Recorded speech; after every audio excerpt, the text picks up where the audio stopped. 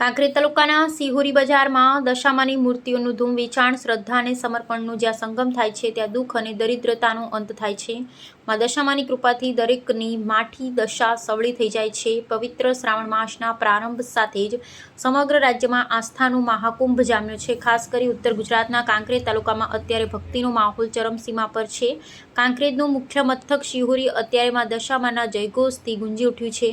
બુધવાર 12 ઓગસ્ટના રોજ વહેલી સવારે માં દશામાની મૂર્તિઓની વિધિવત સ્થાપના થશે, પણ એ પહેલાં જ સિહોરી, થરા અને ખીમાણાના બજારોમાં શ્રદ્ધાળુઓ અને વિશેષ કરીને બહેનોનો અદ્ભુત ઉત્સાહ જોવા મળી રહ્યો છે. સિહોરીના મુખ્ય બજારમાં અત્યારે દશામાની આકર્ષક અને નાની મોટી વિવિધ કદની મૂર્તિઓ, પૂજાપાની સામગ્રી, અગરબત્તી અને રૂની દિવેટોનું ધૂમ વેચાણ થઈ રહ્યું છે. ગત વર્ષની સરખામણીએ મૂર્તિઓના ભાવમાં થોડો ફેરફાર જરૂર જોવા મળે છે, પરંતુ માં દશામા પ્રત્યેની શ્રદ્ધા આગળ મોંઘવારી મોડી પડી ગઈ છે. બજારમાં ખરીદી માટે શ્રદ્ધાળુઓની ભારે અવરજવર અને ઉત્સવનો અનેરો ઉલ્લાસ જોવા મળી રહ્યો છે. પરંતુ આ આસ્થાના મહાપર્વ વચ્ચે એક અત્યંત મહત્વની અને ગંભીર બાબત પણ સામે આવી છે.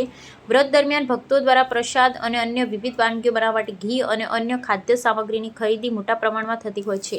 આ તકે બજારમાં ભેળસેળયુક્ત કે નકલી ઘીનું વેચાણ કરી લોકોના આરોગ્ય અને શ્રદ્ધા સાથે ખિલવાડ ન થાય તે માટે તંત્ર સામે બુલંદ અવાજે માંગ ઉઠી છે. સ્થાનિક નાગરિકોની માંગ છે કે ફૂડ સેફ્ટી વિભાગ તાત્કાલિક હરકતમાં આવે.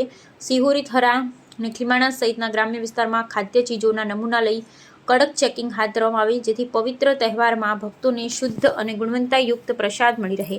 આગામી દિવસોમાં સિહોરી બજારમાં ભક્તોની ભીડ હજુ પણ વધવાની શક્યતા છે.